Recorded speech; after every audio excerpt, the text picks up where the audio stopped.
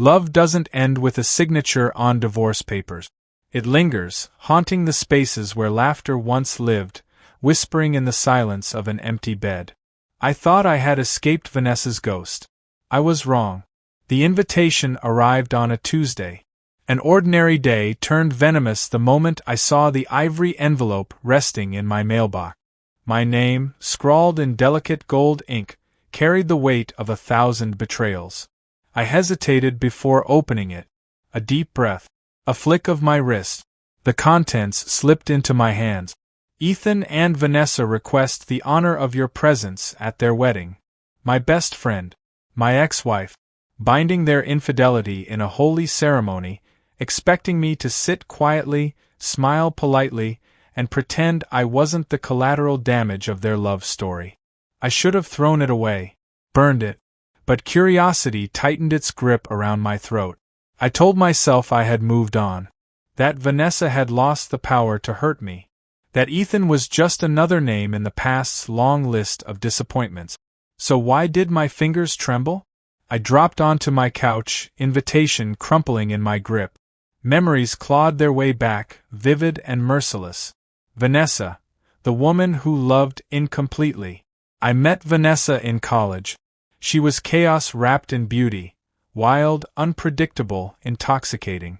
Her laughter could make a room feel alive. Her touch could turn the world silent. We fell hard fast. Love felt like an unstoppable force, like we were the only two people in existence when our eyes met. Passion bled into obsession. Every kiss tasted of promises we were too naive to understand. But love like that? It burns out before it ever settles. The honeymoon phase ended abruptly. Her restlessness became evident in the way she sighed when I held her too long. She craved excitement, danger. Stability bored her. I thought marriage would change that. I was a fool. We lasted 3 years before the cracks became chasms. She started working late, dressing differently, smelling like expensive cologne that wasn't mine. Her phone was a vault, locked, buzzing at odd hours, filled with laughter she never shared with me. When I confronted her, she gaslit me, made me feel crazy for suspecting. Until I found the messages. From Ethan, my best friend, the man who stood beside me at my wedding, the one I trusted with secrets I wouldn't dare whisper to anyone else. Ethan, the friend who became the enemy. We grew up together, Ethan and me. From scraped knees on playgrounds to late-night beers after heartbreaks, we were inseparable. He was the brother I never had, the one who swore he'd always have my back. Except when it came to Vanessa. The night I found out, I felt my soul rip apart. I stared at the texts, each one a dagger to the gut. I can't stop thinking about last night. I wish I were lying beside you instead of him. Soon, baby. Just wait. She never admitted it, never gave me the dignity of a confession. But her face, when she saw those screenshots, was proof enough. I didn't fight, didn't scream, didn't beg for answers. I packed my bags, signed the divorce papers, and walked away. I thought that was the end. Until now. The decision to attend. The invitation burned a hole in my desk for days. Attending would be masochistic. A self-inflicted wound. What good could come from watching them exchange vows, declaring a love built on deception? Yet an urge festered inside me. Did she truly love him? Had Ethan been worth the betrayal? Or was she simply repeating history, chasing something she'd eventually grow tired of? I needed to see. Not for them. Not for closure. For me. So, on the day of the wedding, I put on my best suit, straightened my tie, and walked into the church, ready to witness the greatest lie ever told. The church smelled of roses and polished wood, a sickeningly perfect backdrop for a wedding built on betrayal. Golden chandeliers bathed the pews in warm light, illuminating guests who had no idea of the history I carried inside me. I sat at the back, unseen. Forgotten. The hum of whispered conversations swirled around me, soft laughter, murmured compliments about the venue, idle chatter about the couple. No one noticed the man sitting alone, hands clasped tightly in his lap, pulse hammering beneath calm composure. Then, the music started. Vanessa walked in. Draped in white. Ethereal. Every bit the vision I once dreamed of. The same lips I used to kiss trembled with excitement.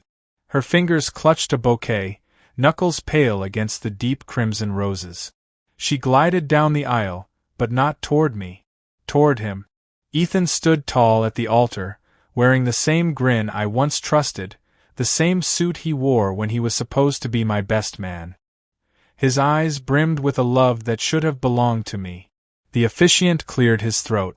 "We are gathered here today to witness the union of Ethan and Vanessa in holy matrimony."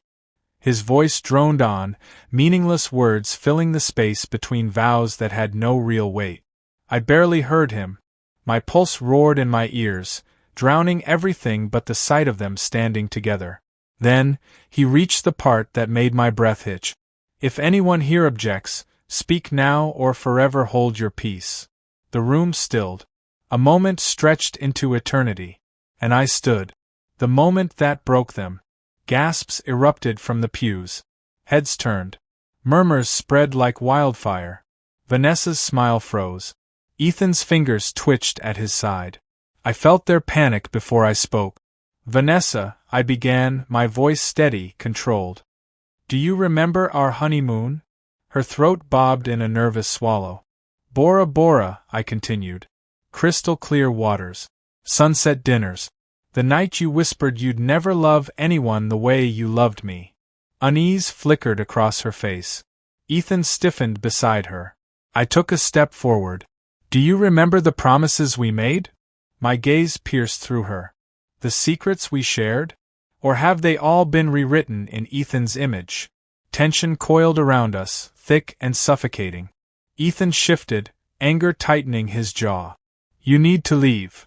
I ignored him. "Ethan," I said, turning my focus to him now. "Did you ever feel guilty when you comforted me, knowing you were the reason I suffered?" Beads of sweat formed at his temple. "Or did you enjoy it? Watching me break while you stole the woman I thought was my forever?" A heavy silence swallowed the room whole. The guests sat motionless, wide-eyed, waiting for the unraveling of a love story they thought was perfect. I let the weight of my words hang between us. Then, I went in for the kill. "Did she ever tell you about the night she came back to me after you? The secret that set fire to the wedding?" Vanessa's sharp inhale gave her away. Ethan's head snapped toward her, confusion bleeding into suspicion. "He's lying," she blurted out. "Ethan, don't listen to him." I laughed, a dark sound filled with satisfaction. 3 months ago," I continued. "She knocked on my door, drenched from the rain. Said she missed me. Cried into my chest. Begged for something familiar." The guests erupted in whispers. Ethan's face drained of color. "Vanessa," his voice wavered. "Tell me it's not true." Her lips parted, but no words came. I tilted my head. Let her drown in her own lies. Ethan's fingers curled into fists. His breathing turned ragged. "You said you loved me," he whispered. Vanessa finally found her voice. "I do." "But you went back to him?" She shook her head rapidly. "It wasn't like that." I was confused, Ethan, confused. His voice cracked. The betrayal hit him like a tidal wave. The very thing he had done to me had now been done to him. Poetic justice. Ethan staggered back a step, as if putting distance between them would erase the reality crashing down on him. I took a deep breath and adjusted my cufflinks. "Vanessa never loved anyone but herself," I said softly. "She devours devotion and spits out the remains." She let out a strangled sob. The officiant stood frozen, uncertain whether to continue or declare the ceremony officially ruined. Ethan turned, eyes dark with realization. And without another word, he walked away. Vanessa collapsed onto the altar, wrecked. And I smiled. Because in the end, I didn't need revenge.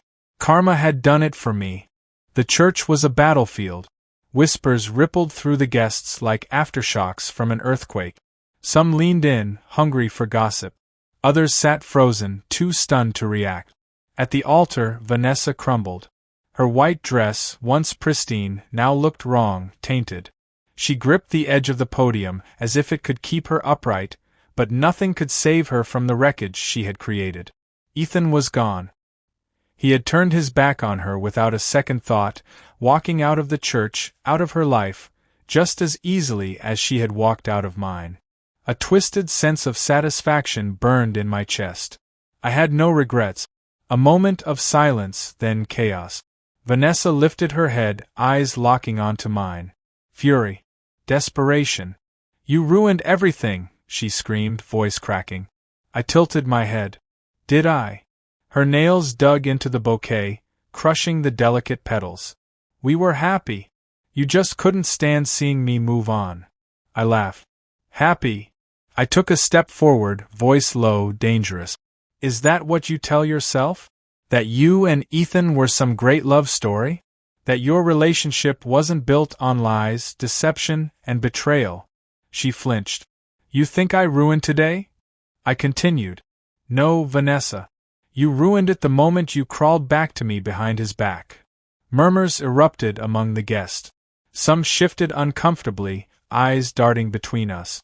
Others whispered behind hands, their judgment heavy in the air. Vanessa's lips trembled, but she forced out a bitter laugh. "You're just bitter. You couldn't handle the fact that I chose him over you." I stepped closer, close enough that only she could hear my next words.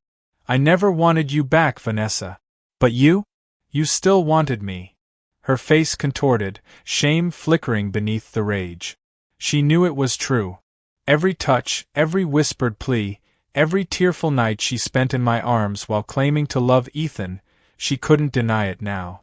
Not with the entire world watching. The final goodbye. I turned to leave. There was nothing left to say. The past had been buried, and Vanessa stood alone in the ruins of her choices. As I walked down the aisle, heads turned. Guests averted their eyes, as if afraid to meet the man who had single-handedly destroyed a wedding with nothing but the truth. I stepped outside. The cool air hit my face, cleansing, freeing. Then I heard footsteps. "Wait, Vanessa." I didn't turn. I let her come to me. "Ethan will forgive me," she said, her voice laced with stubborn hope. "He just needs time." I exhaled, shaking my head. "You really believe that?" Silence. She didn't answer because she knew the truth. Ethan wasn't like me. I had walked away quietly when she betrayed me, but Ethan was different. He would never look at her the same way again. I faced her one last time. "You never loved me. Not the way I deserved." Her eyes shimmered, but she refused to cry. "Not here. Not in front of me. Goodbye, Vanessa." I turned my back on her, just as she had once done to me. This time, it was me walking away. "You said." The city stretched before me, alive and indifferent. I walked aimlessly, letting the cool evening air cleanse the remnants of Vanessa from my mind. Streetlights flickered as the world moved on, uncaring about the wreckage left behind at the church. I should have felt empty. Instead, I felt free. For years, Vanessa had haunted me. Her betrayal had been an anchor around my throat, dragging me into an ocean of self-doubt, rage, and regret. But tonight I had let go. Not just of her. Of the past. A drink with a stranger. I found myself at a bar, not out of misery but out of habit. A place to sit, to think, to breathe. The bartender placed a whiskey in front of me, the amber liquid catching the light. "Rough night?" a voice asked. I turned. She sat a few stools away, swirling a cocktail in her hand, dark eyes watching me with quiet amusement. Not Vanessa. Not a ghost. Someone new. "You could say that," I admitted, taking a slow sip. She tilted her head. "You don't look heartbroken." I smirked. "Maybe I'm not." Silence stretched between us. Not awkward, not forced. Just easy. She finally asked, "So, what happened?" I could have told her everything. The years of betrayal. The wedding that wasn't. The satisfaction of watching Ethan walk away. But I didn't. Because it didn't matter anymore. I met her gaze, something warm settling in my chest. Let's just say, I finally got closure. She smiled. "Good for you." I nodded, raising my glass. Good for me. And just like that, I stopped looking back.